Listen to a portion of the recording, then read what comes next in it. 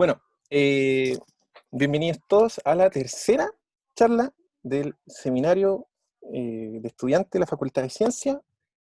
Eh, Muchas gracias por asistir. Esta vez está con nosotros Gabriel Pinochet y nos va a hablar de métodos numéricos conservativos para resolución de pedos. Así que gracias, Gabo, y Gracias, Eder, por la éxito. presentación. Bueno, como Eder ya dijo, yo les voy a hablar de métodos numéricos que en particular preservan ciertas propiedades para resolver algunos tipos de ecuaciones diferenciales ordinarias, ¿sí? Yo soy egresado del Instituto de Matemáticas de la Pontificia Universidad Católica de Valparaíso, ¿sí? De la quinta región. Y lo que les voy a presentar concretamente es mi trabajo de investigación, mi seminario de investigación, también conocido como el trabajo de tesis, que está codirigido entre dos profesores, Andreas Meister, que es un profesor de la Universidad de Kassel, de Alemania, e Ignacio Muga, que es profesor del Instituto de Matemáticas y también director del posgrado en el instituto, ¿sí? La charla se divide en tres partes esencialmente, que es primero hablar de una motivación, de ir desde los más ambiguos hasta concretar con un ejemplo que va a ser esencial durante el desarrollo de la investigación de este tipo de problemas. Después vamos a hablar de los métodos, de la teoría en sí, vamos a configurar un poco mejor lo que estamos hablando. En un principio vamos a hablar del asunto, digamos, continuo, del problema en abstracto, y después vamos a hablar eh, vamos a hablar del problema en el caso discreto cuando entramos a usar métodos numéricos, ¿sí? Hay que distinguir dos casos ahí. Y al final vamos a terminar con unos ejemplos numéricos que vienen dados por la literatura. Y bueno, anticipo un poco esto. La literatura viene dada más que nada por el trabajo de Andreas que ha sido sostenido durante todos estos años, ¿sí? Bueno, pasemos a la primera parte, que es la motivación. Las ecuaciones diferenciales ordinarias sirven para modelar muchas clases de problemas. Eso ya lo hemos visto, por lo menos nosotros, en algún curso básico de cálculo, de análisis, de física.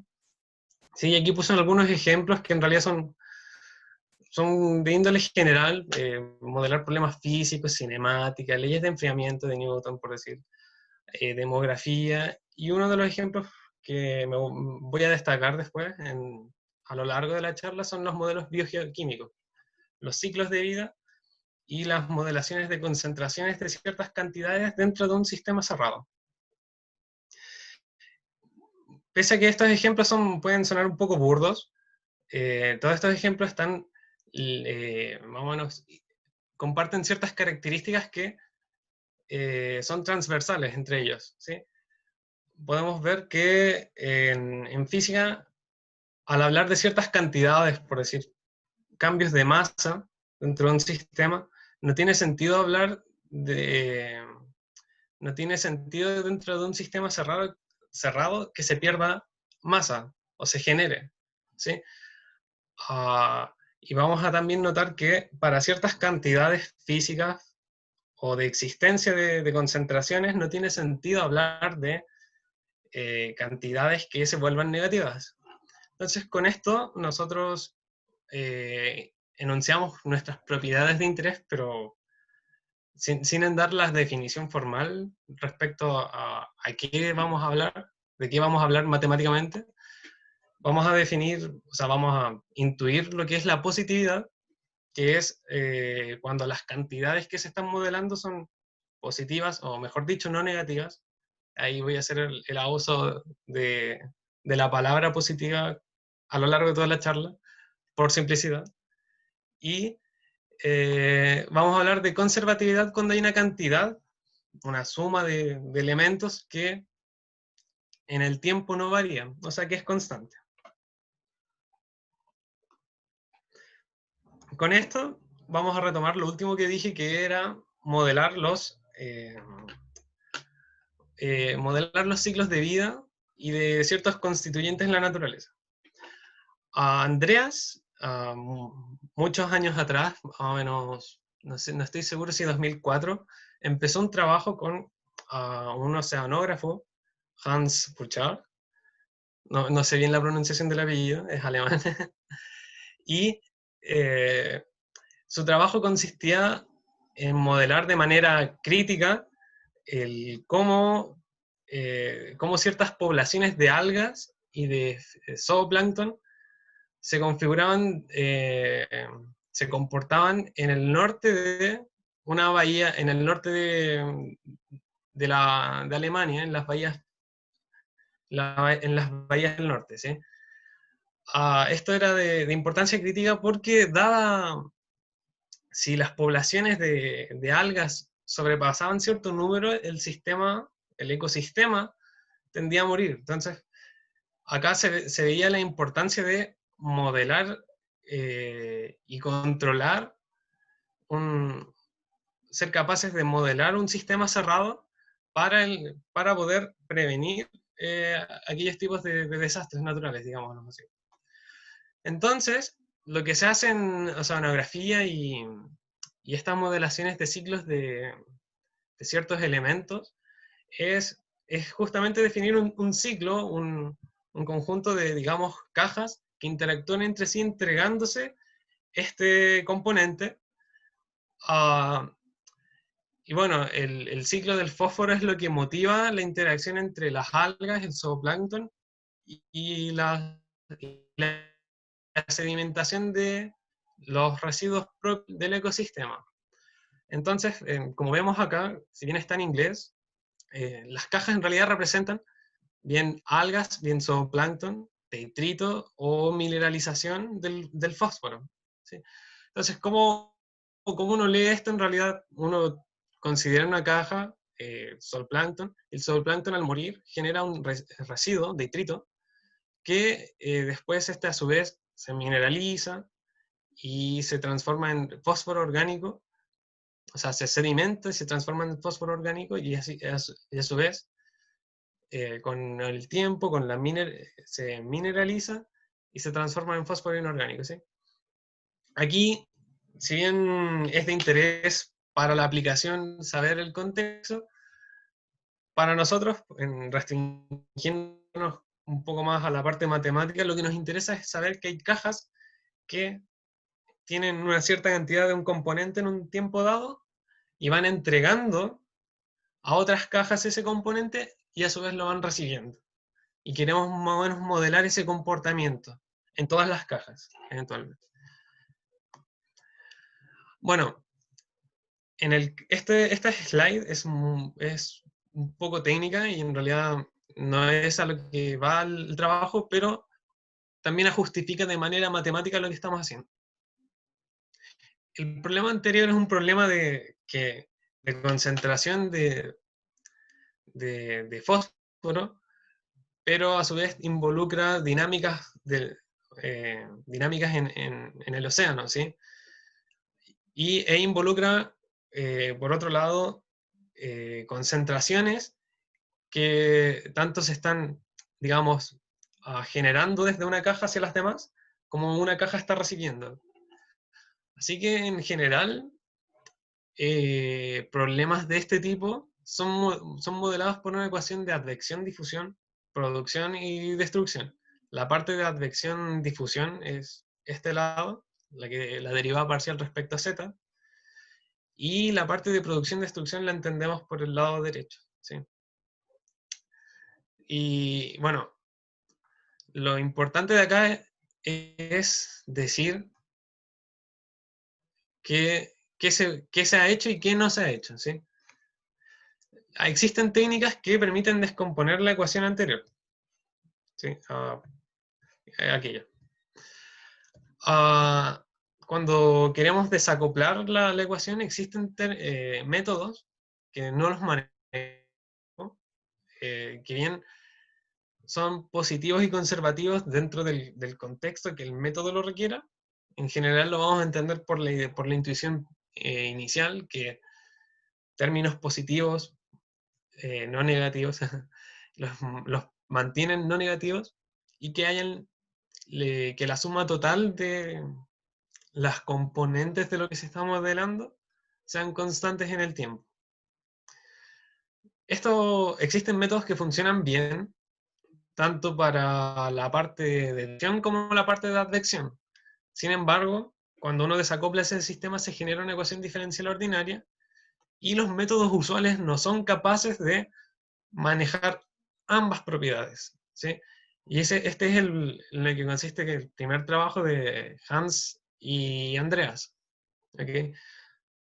Sin embargo, lo que Hans y Andreas se enfocaron en tratar fueron métodos explícitos. En lo que cuando entremos a la parte de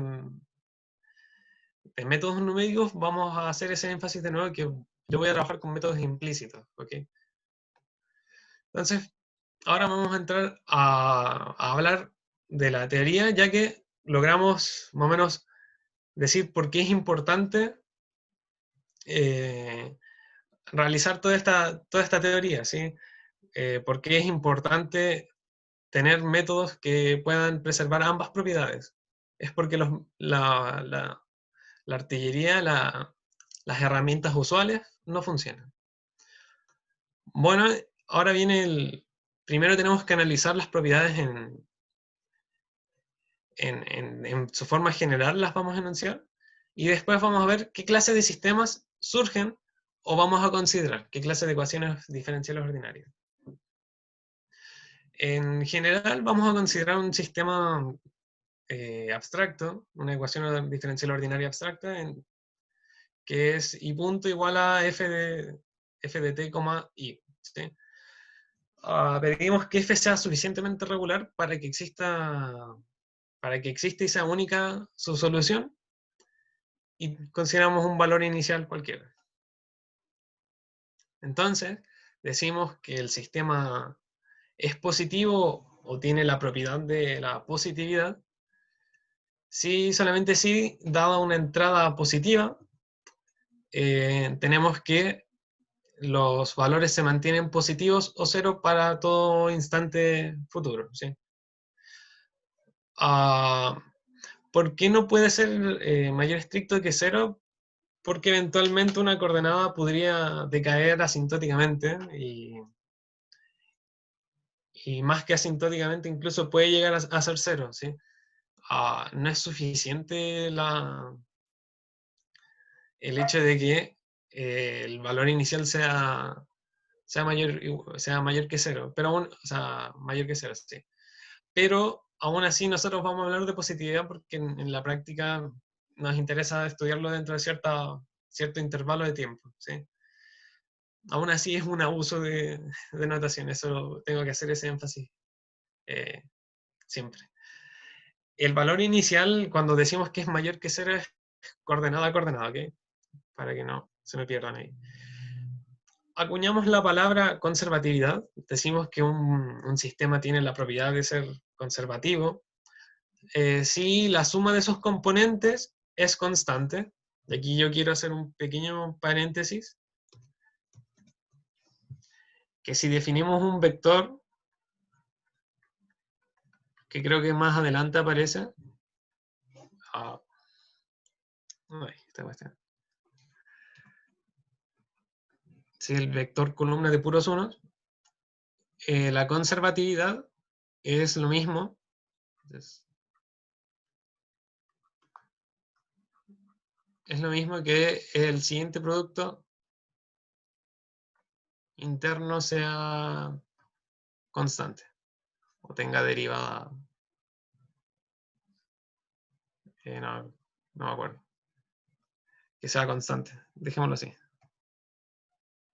O sea, lo mismo.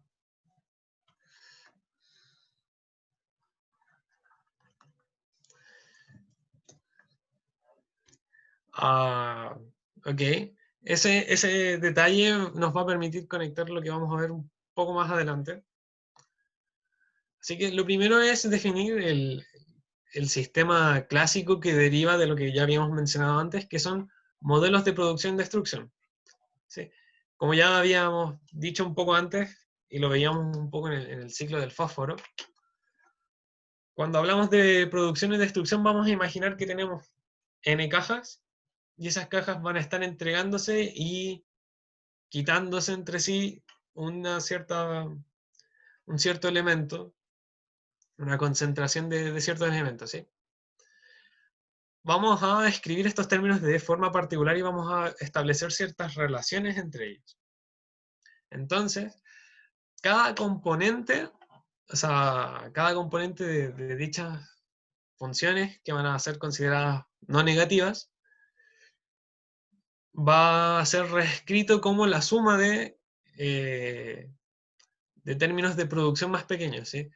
Aquí, bueno, no lo dije, sí, pero se intuye un poco del nombre que la función P es la función de producción y la función D es la de destrucción. Entonces, cuando queremos analizar la producción en la y-ésima variable, la vamos a descomponer como una suma de producciones relativas a los distintos constituyentes, ¿sí?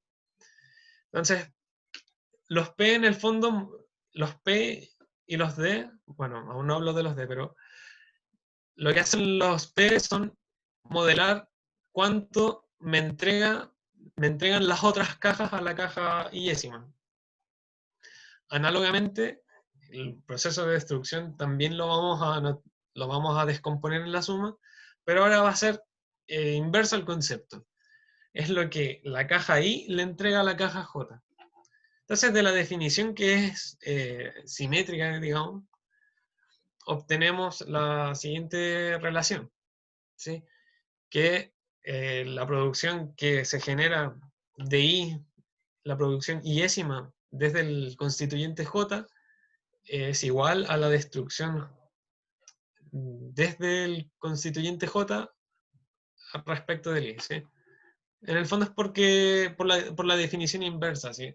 Si una caja le está entregando a una, lo puedo ver desde una perspectiva como estoy recibiendo algo, y desde la otra perspectiva como que estoy entregando algo, ¿sí?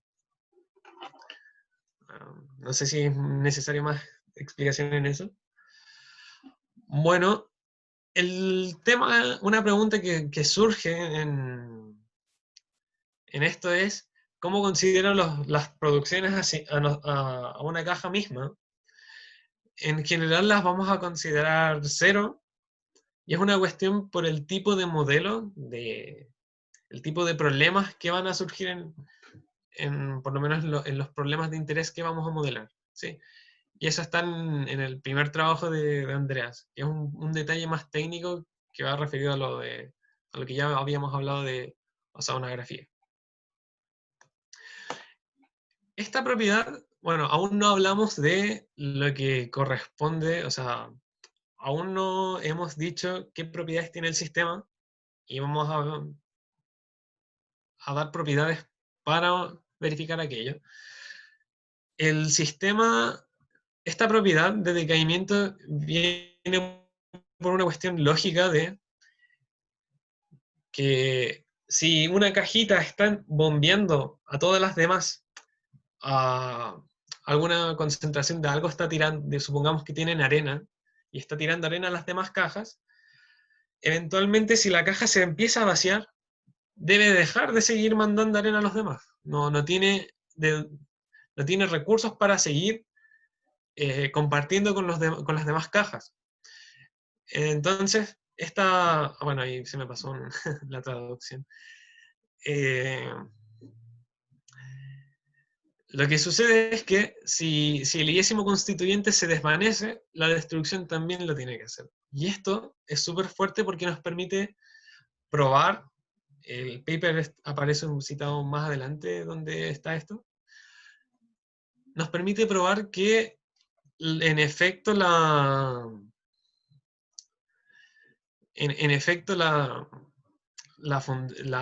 resultado de la ecuación diferencial ordinaria es positivo, ¿sí? Esto, bueno, entonces hablando de positividad, nosotros pedimos que el constituyente IJ tiende a 0 si la coordenada y tiende por los positivos a 0.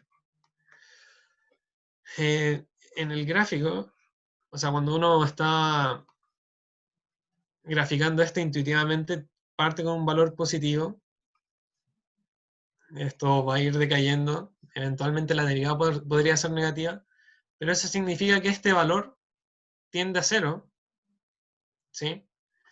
Y cuando eso pasa, vamos a verificar que justamente que como esto se cumple para todo IJ,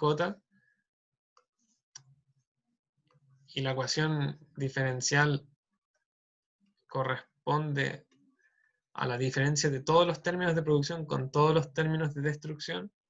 Esto es una explicación intuitiva nomás, por si acaso. Este término se va a acercar a 0. Por ende, la derivada eventualmente va a tener que mantenerse positiva. Y eso va a hacer que, en el peor de los casos, se llegue a 0 o suba.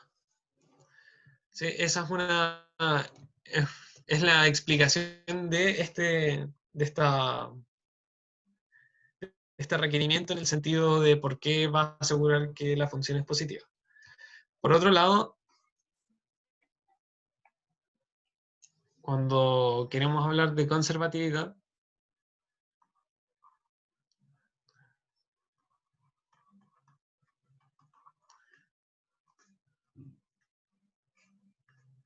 escribí bien.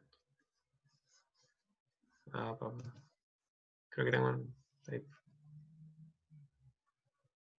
No, está bien. Que mis letras son muy feas y me confundo. Bueno, al hablar de conservatividad, lo que basta hacer es, en este caso, sumar en todas las variables en I las ecuaciones, o sea, las componentes de nuestra ecuación diferencial, ¿sí? Si nosotros sumamos en I, obtenemos la suma en I de la suma en J de los PIJ a en I menos la suma en J de los DIJ. Por un lado, aquí usamos la linealidad de la derivada. Y por el otro lado, vemos que tenemos dobles índices y podemos invertirla. Aquí podemos cambiar por PJ, I. ¿Sí? Entonces esto es 0. Y bueno, como la derivada de esto es 0, eso implica que esto es constante. Bueno, ahora ya mostramos que el sistema anterior era positivo y conservativo. Vamos a querer generalizar esa clase de modelos. Y lo que vamos a hacer es algo considerado en un trabajo posterior, más o menos del 2014, que es de estudiantes de doctorado de Andreas, que son Stefan. A Stefan lo conocí el año pasado, en octubre, vino el primer mes que se podía venir, y a Andrés Ávila. ¿Sí? Se consideran sistemas, digamos, factorizados, donde tenemos una función no necesariamente lineal, R, que en realidad es la parte no lineal del problema, y una transformación lineal, una matriz, que va de RL a Rn. ¿Sí?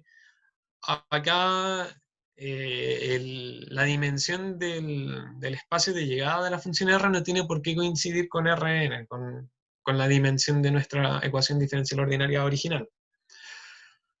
Esto va a causar unos pequeños problemas que en realidad son de índole técnica para poder después definir un problema, pero en realidad no afectan tanto como uno esperaría. Bueno, lo que hacemos es escribir la matriz M por comodidad como vectores fila. Aquí parecen, bueno, en realidad son vectores columna, pero como está traspuesto son filas. ¿Sí? Y eventualmente, bueno, y ahora lo que hacemos es dar las condiciones necesarias para asegurar de que todo funcione bien más o menos como, o sea, más o menos como en el caso anterior. Así que imponemos que la función R sea no negativa, descomponemos la matriz como una diferencia de una parte positiva y no negativa. ¿Ok? E inducimos esa descomposición también en los vectores que habíamos definido anteriormente. ¿Sí? Cuando digo que R sea no negativa, lo esencial es que mande el producto de los semiejes positivos en el producto de los semiejes positivos. ¿Sí? Esta es una condición de índole técnica para poder asegurarse que todo funcione bien con los signos. ¿Sí? Entonces, requerimos que, que la parte negativa de lo que es nuestro modelo eh, tienda a cero de la misma manera que lo teníamos anteriormente. Si el iésimo constituyente tiende a cero por los positivos, lo va a hacer este término, este factor. Y esta condición permite obtener la positividad, pero ahora queremos hablar de conservatividad. Y en este caso no es lo mismo. No es lo mismo porque no tenemos la forma fantástica de esto es producción, esto es destrucción, y hay una regla de simetría. Entonces, lo que hacemos es en realidad definir algo un poquito más general, que van a ser unas leyes de conservación y una matriz de leyes de conservación. ¿Sí? Entonces, desde la parte técnica, lo que analizamos es la traspuesta de la transformación lineal. ¿Sí? Analizamos la traspuesta por un propósito que era el producto interno real. ¿Okay? Analizamos su kernel, y si tiene un kernel no trivial, lo podemos considerar como el generado de una serie de vectores. Construimos una matriz cuyos vectores van a ser, cuyos vectores columnas, o sea, cuyas columnas van a ser justamente los vectores de la base, y podemos ver lo siguiente, cómo vamos a derivar la traspuesta, la aplicación de la traspuesta de la matriz E sobre nuestro vector de constituyentes Y. O sea, sí, Y. Que, bueno, Y la tiene ahí primero. Bueno, esta derivada, como la derivada de una transformación lineal es ella misma ingresa, y como y como estamos considerando una ecuación diferencial ordinaria, sustituimos por el lado derecho, y bueno, transponemos y cambiamos el orden de la multiplicación acá, y como cada vector de la matriz E pertenece al kernel de la traspuesta, podemos verificar de que este es el operador nulo, traspuesto sigue siendo el operador nulo, y el resultado es 0. Entonces logramos encontrar una cantidad, un vector que es conservado. Se fue para atrás. Y en general, notamos que, bueno, E consiste de vectores desde 1 hasta n, pero otra forma de analizar dicha cantidad es tomar aquellos vectores de la base del kernel, transponerlos y multiplicarlos por i. Y vemos que esto también tiene derivada nula, ¿sí? Porque en el fondo basta derivar, esto no depende de, así que basta ingresar la derivada acá. Y usamos el mismo argumento, de hecho. IMR. Y esto es M traspuesta, EJ traspuesta de RI, y esto es 0. Porque EJ está en el kernel. Esta cantidad le vamos a llamar ley de conservación.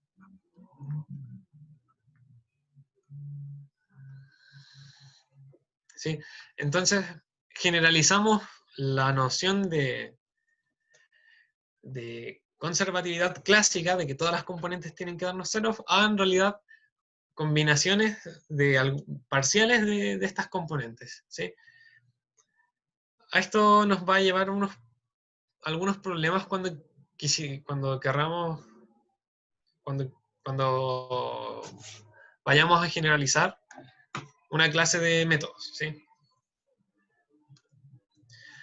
Bueno, ahora nuestro objetivo es tirarnos de lleno a métodos numéricos y vamos a utilizar métodos que preserven algunas. En particular vamos a hablar de una propiedad que nos interesa, de las propiedades que ya mencionamos, ¿sí?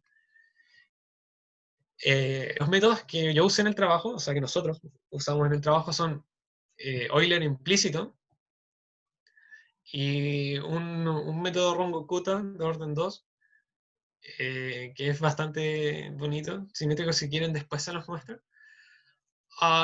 Y en un principio trabajamos con las fórmulas de diferenciación hacia atrás, de orden 2, pero estas requieren un detalle mucho más técnico no, que es mucho más sutil de verificar, y por eso no están incluidas en el trabajo final. ¿Sí? Y más es en realidad las proyecciones que uno quisiera realizar, permiso,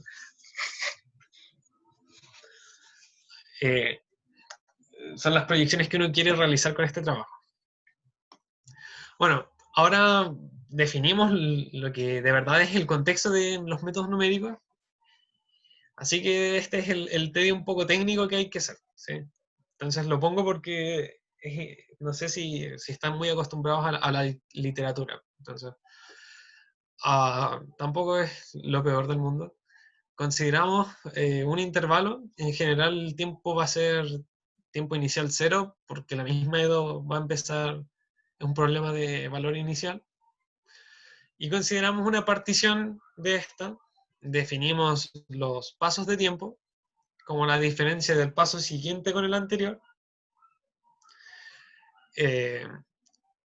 decimos, bueno, les ponemos nombres a todos estos elementos que definimos, así que el t supra n va a ser el enésimo valor del tiempo, el i supra n va a ser la aproximación de la solución de la ecuación diferencial ordinaria en aquel tiempo. O sea, lo que nosotros esperamos es que en la iteración n de nuestro proceso, eventualmente nos acerquemos a algo que sea evaluar la solución original de existir, ¿sí? O sea, de ser analítica, o sea, de calcularse. Quisiéramos volver a aproximarnos a ese valor, ¿sí? Ahora consideramos un método numérico abstracto que este es uno de los, creo que esta definición es una de las que más se parece al uso del término función como caja negra, es literalmente eso, que lo que nosotros le hacemos es entregarle un estado previo, un tiempo previo, un paso de tiempo, y la función original del problema, del lado derecho, y nos va a devolver, no sé si esto molesta, así que, mira qué buena idea. Y nos va a devolver la aproximación siguiente, ¿sí? Ya les había advertido en el abstract que por tiempo iba a enfocarme solamente en el método de Euler implícito, ¿sí? Bueno, ahora finalmente podemos dar con las definiciones de índole discreta de las propiedades que habíamos definido de manera concreta en el contexto de ecuaciones diferenciales ordinarias, en el contexto general. Ahora vamos a hablar del método. Cuando tenemos un método, esa cajita negra, vamos a decir que es incondicionalmente positivo si yo le entrego un paso previo positivo y trabaja la cajita negra y me entrega otro valor positivo, pero voy a requerir que sea válido para cualquier paso de tiempo. ¿Por qué cualquier paso de tiempo? Es algo súper raro, porque ustedes pueden decir, bueno, en realidad eso igual es bastante fuerte de exigirle a un método. Y la verdad es que sí, es fuerte. es importante porque, bueno, eventualmente hay métodos que no, que no funcionan muy bien. Y es, bueno, y por otro lado, es porque cuando el tiempo es chico, va a pasar lo que, entre comillas, debiese de pasar. Entre comillas, no siempre es así siquiera. Pero es lo que uno esperaría. O sea, si la solución es positiva a priori, lo sabemos porque les dimos las condiciones a los problemas para que fueran positivos, para un tiempo, un tiempo de paso pequeño, un paso de tiempo pequeño, esto va a seguir funcionando bastante bien, o sea, debería, porque si no el método no converge, entonces, ¿para qué lo usamos? En cambio, el pedir arbitrariedad de tiempo significa que no importa, que no hay que exigirle tanto al computador, o sea, podemos usar pocos puntos para lograr algo que de verdad se aproxime a la realidad y no se estropee. Y por otro lado está de nuevo en relación con el problema de la finalización de la motivación, y es que um, al realizar aquella discretización de la ecuación de advección, difusión, producción, destrucción, uh, no siempre, bueno, va a haber una limitante respecto a qué tan pequeño puede ser el paso del tiempo. Entonces, si no logramos la positividad incondicional, podría haberse arruinado todo esto. Bueno, la definición de conservatividad en realidad no es tan hilarante, porque en el fondo es comparar la suma de los componentes en un instante de tiempo y compararlas con el instante de tiempo siguiente, ¿sí? Y en el fondo, como eso se da para todo n, aquí intencionalmente puse el n sin acotar, pese a que tenemos puntos finitos, porque en realidad no nos vamos a preocupar mucho de cuándo terminamos. En el fondo, como el método parte en I0, va a conservar la cantidad inicial que debe de conservar, ¿sí? Y que el problema abstracto conserva. ¿Ok? Entonces ahora vamos a trabajar con el método de Euler. El método de Euler es una aproximación de primer orden de una ecuación diferencial ordinaria y vamos a trabajar de manera implícita, ¿sí? O sea que, digamos, una, una, una forma de motivar el problema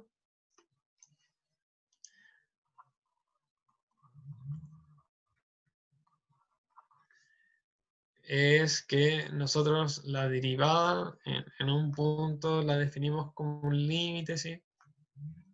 Bueno, ya. La idea es dar, ¿sí? Ahora yo, en realidad no voy a hablar del h, voy a hacer lo que, voy a ser un poco más consecuente con la notación y vamos a hablar del pasito de tiempo, acá. Entonces, digamos, esperado, entre comillas, esta es una pequeña motivación, ¿no? Es considerar la siguiente aproximación de la derivada. O sea, tomar una diferencia en un paso finito y hacer las evaluaciones correspondientes. Por otro lado, la derivada, sustituirla por lo que conocemos, la función f. Aquí conocemos la función f en t en i de t. El tema es qué instante de tiempo voy a considerar. Y bueno, aquí no lo escribí bien la sutileza, pero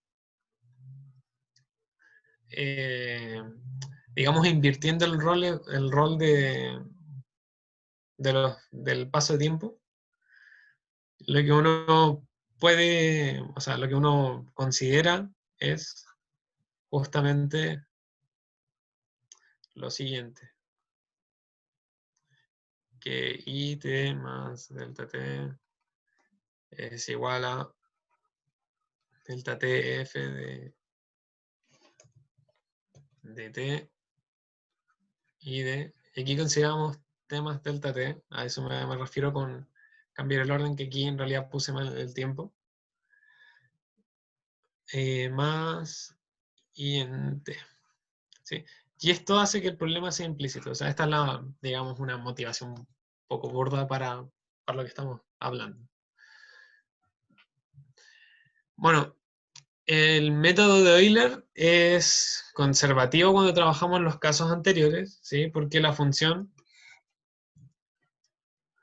en estos casos, la f, correspondería a la producción en I menos la destrucción en I.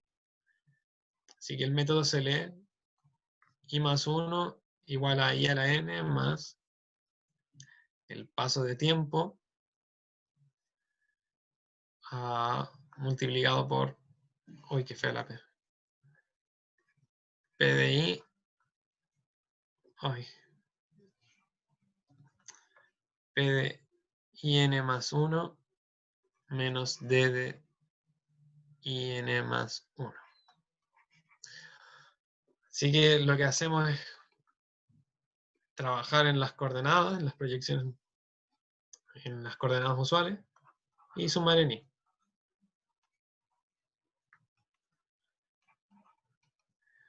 Sí, ya vimos que eso anula aquel término.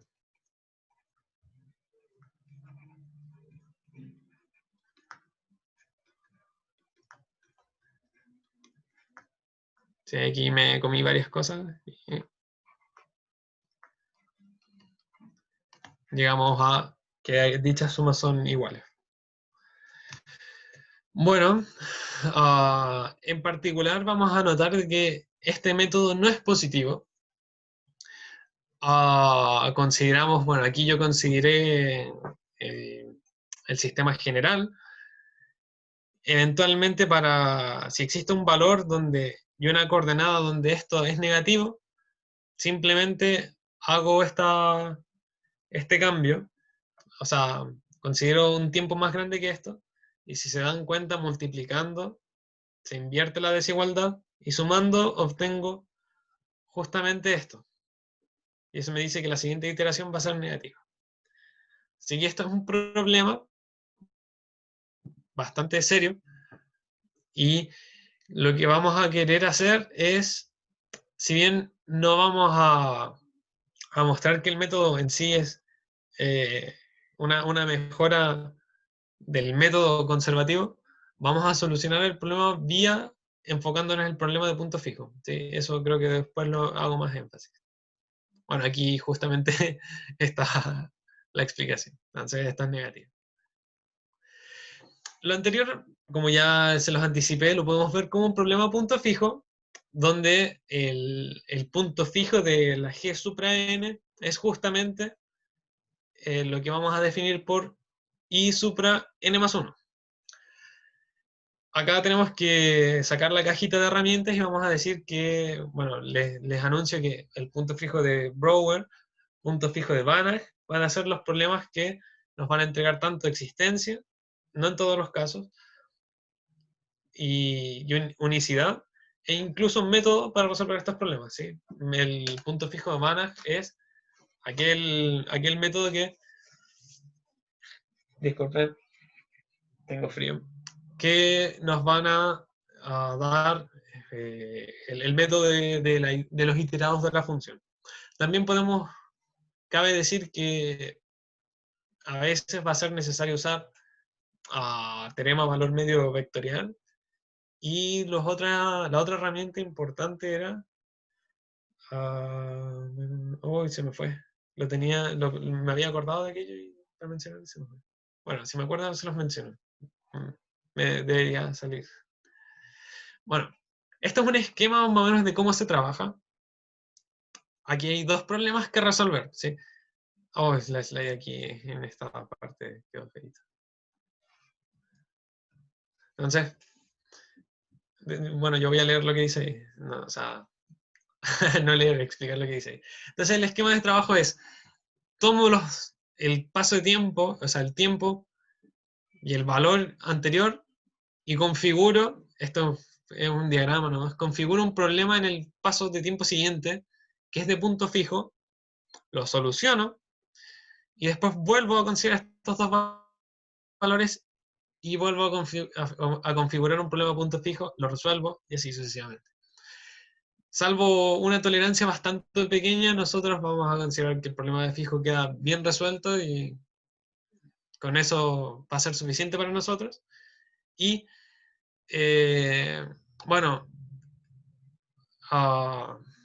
entonces lo único que nos queda ver es bien cómo modificar el problema punto fijo para asegurar buenas propiedades. Entonces tenemos un método que no necesariamente es positivo, queremos resolver un punto fijo y vamos a mejorar, lo que dice abajo es mejorar el problema de punto fijo para asegurar positividad. Entonces la primera forma, como no tan ingenua de hacer positivo esto, es bajo un peso idóneo. Aquí no introduje la anotación, pero cuando tengo a paréntesis arriba, es la iteración de la función, es la enésima iteración de la función g supra n sobre el valor i supra n, ¿sí? Sobre esto. Eso significa que im es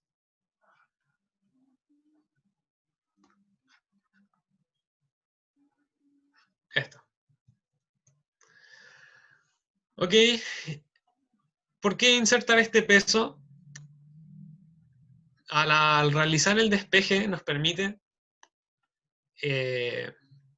dividir por un término, o sea, digamos que al sumar, al restar este término le estamos cambiando el signo en el lado derecho y después lo dividimos por aquel término, y este término es positivo, ¿sí? Esto era eventualmente negativo, y esto es positivo, así que todo esto es positivo, y las componentes son consideradas positivas, ¿sí? Tanto de i como de i supra n.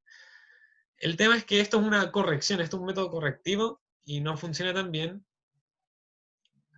Y cuando trabajamos con métodos explícitos destruye la conservatividad. Aquí no, porque lo estamos considerando el problema de punto fijo. Esto no es tan satisfactorio, primero porque requiere una evaluación previa para poder determinar su comportamiento y porque puede que no converja. Lo que sabemos es que si tiene un punto fijo esta función, recupera un punto fijo de nuestra G original. Eso es bueno, pero es como no tan bueno. Un poco para solucionar los problemas del trabajo de este primer intento. No voy a hablar de Patanker, si quieren después en el cafecito lo hablamos, lo mencionamos, porque estoy corto de tiempo. Lo otro es focalizar el esfuerzo, y esto le da más estabilidad al problema, pero no lo soluciona, de hecho. Seguimos diciendo que el problema que esta G barra ahora va a tener un punto fijo, o sea, si tiene un punto fijo, restaura un punto fijo de nuestro problema original, bien, pero el control y la convergencia de esto está arraigado a la convergencia de la primera función G. Y no lo mencioné antes, pero la primera función, o sea, resolver el método de Euler tal cual como está, requiere tiempo, requiere usar el teorema de Banach, no nos permite usar el teorema de Brouwer, porque, o sea, no de manera idónea, como quisiéramos, y no nos asegura, bueno, o sea, y nos exige un paso de tiempo muy pequeño el, el simple uso del teorema de Banach, de punto fijo Banach. Así que, en realidad, lo que vamos a hacer es un contrapeso, pero de hecho vamos a tener que retroceder en el sistema en el cual vamos a trabajar. Y eso es un punto en contra, pero después vamos a ver cómo se soluciona. Así que lo que hacemos es antes ignorábamos esto, ignorábamos este peso y solamente la parte negativa la amasábamos, ¿sí? Ahora lo que lo que nosotros vamos a hacer es insertar estos tipos, los I sub j, a los términos de producción, en el caso de un sistema de producción-destrucción. ¿Qué nos permite esto? Si se dan cuenta, esto no es lo mismo que el truco de Patancar, porque aquí los pesos dependen de los términos de producción. Anteriormente era simplemente multiplicar todo, ¿no? Todas las funciones y ver qué pasa. Acá no, y lo que nos asegura esto es que, o sea, definiendo aquí, bueno, para no perder el salto de esta de slide a la otra, lo que podemos hacer es un poco despejar el valor de i para intentar verlo como la aplicación de una matriz, de un operador. Entonces, naturalmente, no tan naturalmente, definimos esta matriz, donde los términos diagonales son justamente la suma de los términos de destrucción divididos por la y-ésima coordenada, y los términos fuera de la diagonal son términos de producción. ¿Okay? Esto es positivo porque lo estoy mandando para allá. Y los demás estos son negativos porque también lo estoy mandando para allá. ¿Sí?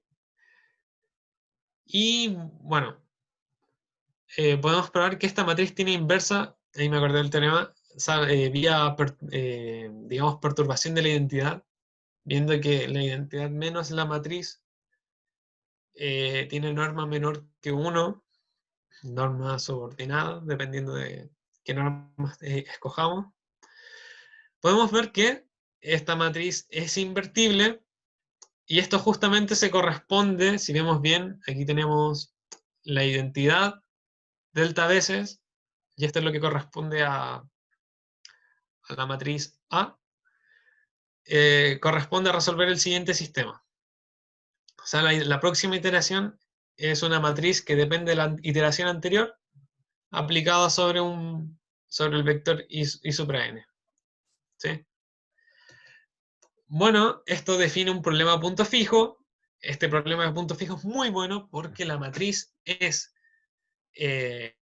tiene norma 1 dentro de, o sea, tiene norma 1 y va a preservar la esfera L1 de radio norma de I supra n, es positiva, así que va a mandar el trozo de la esfera, que es un planito de hecho, de la esfera L1, de los que se encuentra en el producto de los semiejes positivos, a ese mismo trozo de esfera.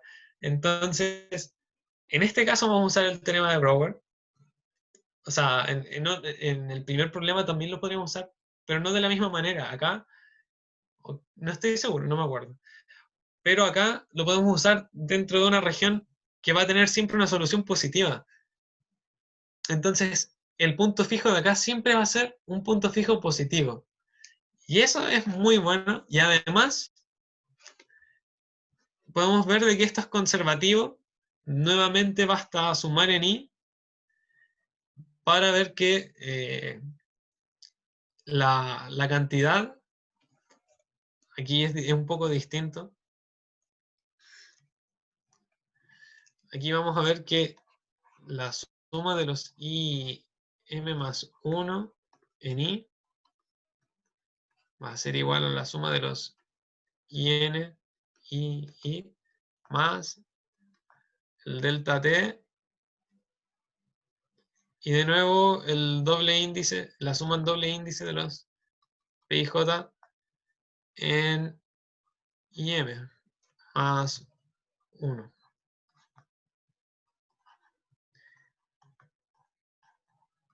Y m más 1. Tengo que escribir rápido. Y esto es 0. Y esto es anular. Pero no es conservatividad del método, o sea, del método numérico, porque ya vimos que el método numérico era conservativo. Es conservatividad del punto fijo. O sea, que cada iterado del punto fijo tiene la misma norma 1, ¿sí? Entonces lo vamos a pensar como la norma de n1. y esto también. Eso es lo importante acá. ¿Ok? Con eso en mente, vemos que este método es genial y quisiéramos usarlo en el contexto más general. Y para eso requerimos una ley de conservación que sea positiva en todas las coordenadas. ¿Sí?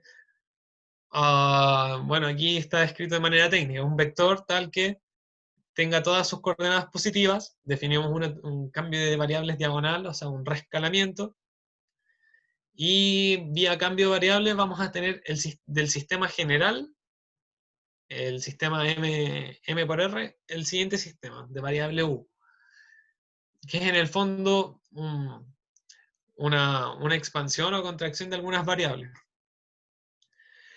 Este sistema, dado que es conservativo, o sea, que esta matriz tiene por lo anterior, por esta propiedad, tiene, o sea, tienen su kernel, la traspuesta de esta matriz tiene en su kernel el vector de puros unos, es conservativo y eso nos permite escribirlo así. Esto no es tan trivial y a veces uno requiere como añadir como términos seres de esa índole, pero nos permite definir el método. Entonces, ¿cuál es la idea ahora?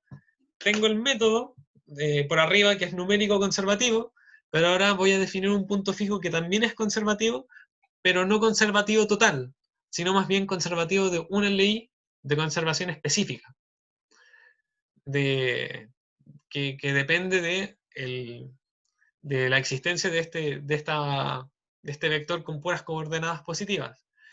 Esto es sumamente bueno porque hace que el problema de punto fijo sea muy estable. Y ahora queda hablar de los resultados numéricos. Entonces, Andreas y Hans y Stefan y varios, y a Andrés Ávila, en el tiempo trabajaron con varios problemas y que son todos relacionados a lo mismo. En este caso es un sistema biogeoquímico que modela la proliferación de fitoplancton y el fitoplancton eventualmente consume carbono y nitrógeno y también a su vez muere, genera detrito. Entonces se modela vía esto, pero lo que a nosotros nos interesa es que dadas ciertas constantes, funcione, ¿sí? Porque la literatura ya ha resuelto los problemas con esta misma configuración.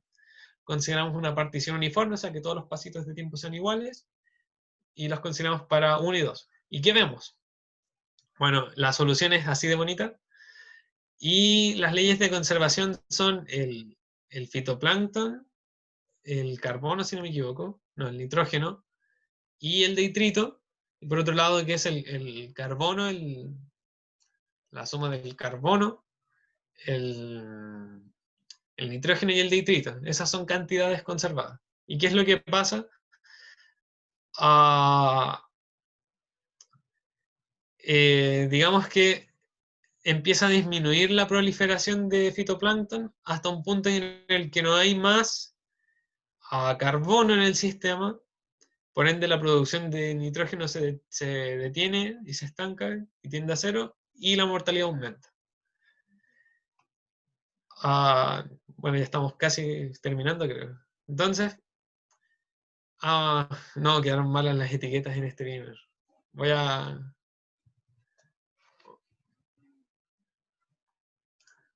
Tengo otro primer preparado. Oh, no carga la pestaña de al lado. No, se me quedó pegado esto. Tranquilo, tranquilo, todo está bien. No responde, aquí. Ah, bueno, cuando resolvemos con puntos fijos, no, el punto fijo no da. Requiere tiempos muy pequeños para que todo funcione y eventualmente falla. Así que no es suficiente y aún así con tiempos pequeños no nos asegura positividad y por lo cual el método es conservativo, pero no es positivo. Luego, el método de Newton es mucho más estable. No hablé del método de Newton acá, pero está considerado en el trabajo de tesis y funciona bastante bien, pero para problemas más rígidos, cuando la parte no lineal es tiene valores propios de magnitudes demasiado distintas, falla horrendamente también. Y los métodos correctivos, este es como el problema sencillito, funcionan bien, pero pueden eventualmente fallar y destruir la conservatividad, aunque sea de manera sutil. ¿Sí? Acá consideramos el masar todo el lado derecho, y aquí consideramos masar la parte negativa, y falla esta, curiosamente. En cambio, el método propuesto, el punto fijo de Patankar modificado que le llamamos, funciona bastante bien. ¿Qué pasa si agrandamos el tiempo? Punto fijo no funciona. Newton hace un caos. Y los métodos correctivos, si bien convergen a algo, destruyen la propiedad esencial del método, que se supone que era conservativo, y generan algo más.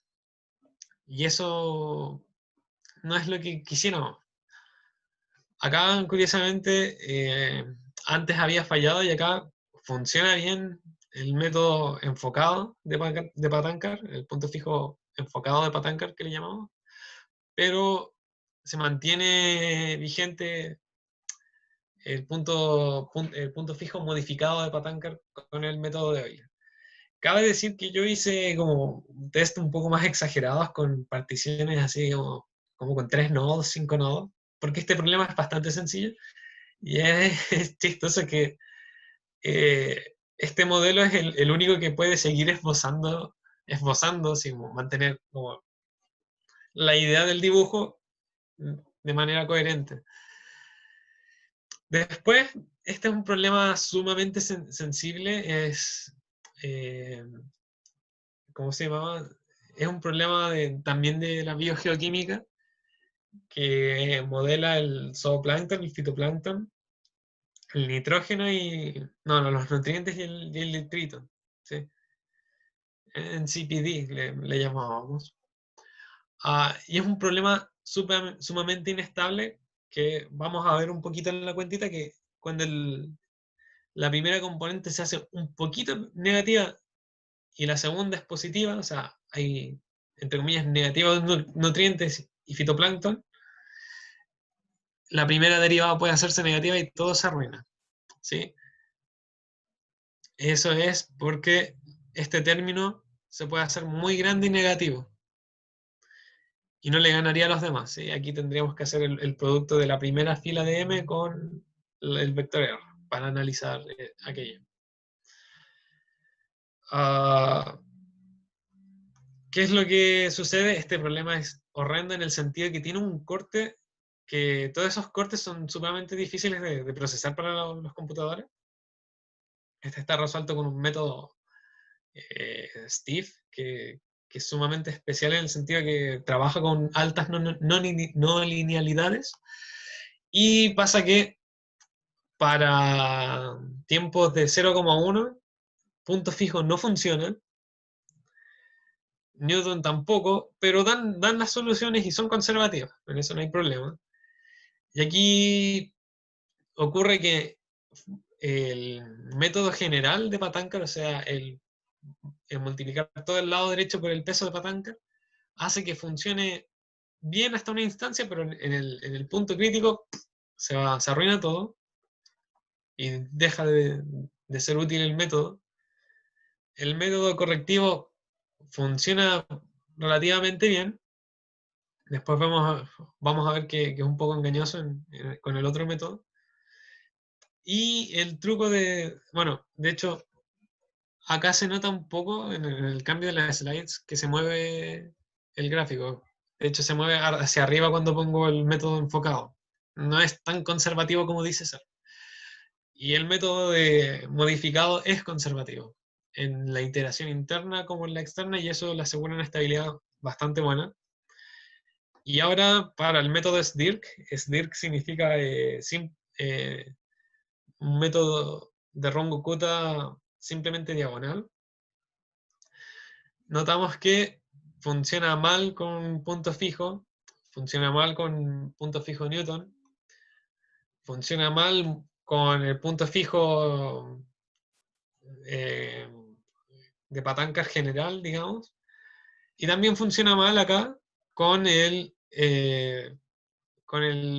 pesado, con el truco de patanca enfocado. Así que en realidad el método que mejor funciona es este último que nosotros propusimos, que es el punto, le llamamos el punto fijo de patanca modificado, ¿sí? Para los distintos métodos numéricos. Bueno, con esto yo concluyo la charla. Si tienen dudas, aprovechen de hacérmelas. Y aquí les dejo una lista con las principales referencias que quise mencionar en el Beamer, ¿sí? Que es el trabajo de Ávila y Stefan, eh, que son los estudiantes de Andreas. Digamos, el primer trabajo en esta área, que es, entre comillas, primer trabajo, de Andreas y Hans, que es sobre métodos de Runge-Kutta para ecuaciones, para métodos explícitos. Y los otros son el que me asegura positividad en ciertos métodos, eh, y los otros son ya sobre los modelos y el de la descomposición, los papers que me aseguran que puedo descomponer la ecuación de advección-difusión. ¿Sí? Eso.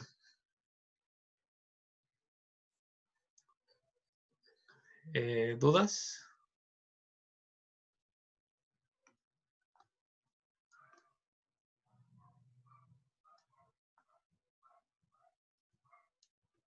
Siéntanse libres de preguntar. No sé. ¿Aló? Hola, ¿qué tal? ¿Me escuchas bien? ¿Sí? Sí, te iba a preguntar, bueno, ya que estaba viendo que eran como con estas ecuaciones recursivas, ¿has probado utilizando Haskell para poder modelarlo?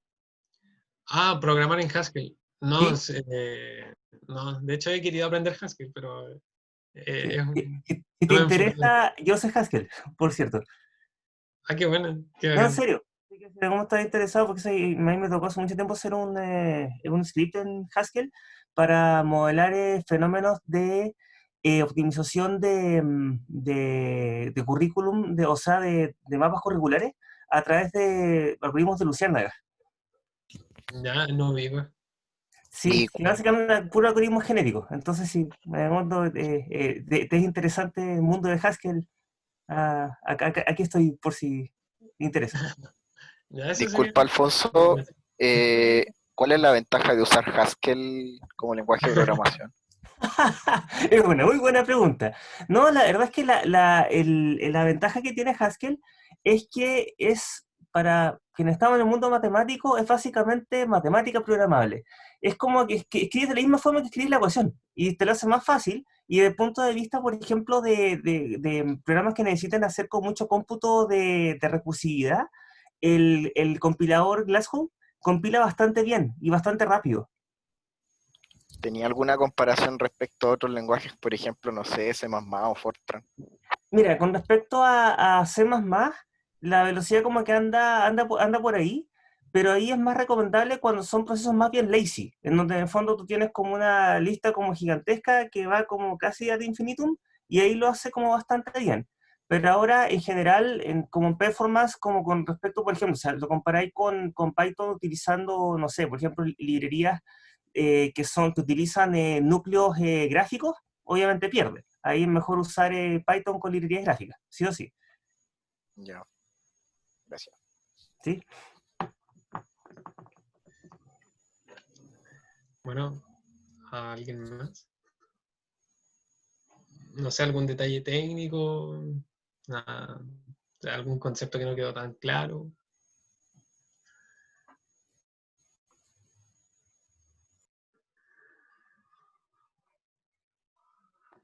Implícitamente usas grafos también, ¿cierto? ¿Por qué lo dices? Porque de fondo las cajas, al menos a la entrada y salida, lo puedes ver Ah, como sí, o sea, sí, ¿te pero, cachai? o sea, no me enfoqué en esa parte porque en realidad eso va más que nada en cómo los oceanógrafos, los biólogos marinos trabajan en aquello. Entonces, Mm, sí, ahí está relacionado un poco, se puede pensar como grafo, pero si lo vemos desde advección-difusión, en realidad también es algo continuo, es algo espacial. claro, claro, Entonces, hay una visión híbrida y en el fondo yo me olvidé de la parte continua, porque me dediqué a trabajar los intercambios. claro, la parte más discretizable en el fondo. Sí, es que hay unos métodos que permiten desacoplar el sistema, que justamente son los que están en los papers de acá, de la última slide. Oh, Entonces, uno puede, puede trabajar una EDO, resolver una EDO para resolver esta ecuación de advección-difusión a costo de tener que usar cierto parámetro de tiempo, cierto paso de tiempo. Y por eso es mm, importante lo de la positividad incondicional. ¿Sí? claro. Oh, qué interesante. Oye, muchas gracias. De nada. No sé, chicos, ¿tienen más dudas?